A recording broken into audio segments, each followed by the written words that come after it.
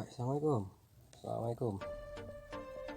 Salam sejahtera sahabat-sahabat. Okey, hari ni saya nak DIY cuci dua panel kotor-kotor hitam. Ni kita ada beli Epson foam cleaner.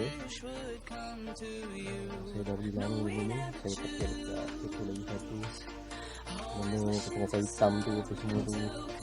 Alhamdulillah boleh hilang lah. Spray je. Okay.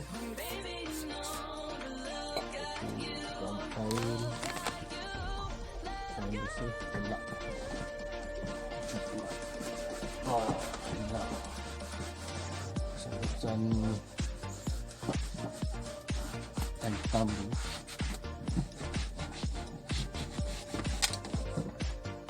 Hitam. Tak besar ni.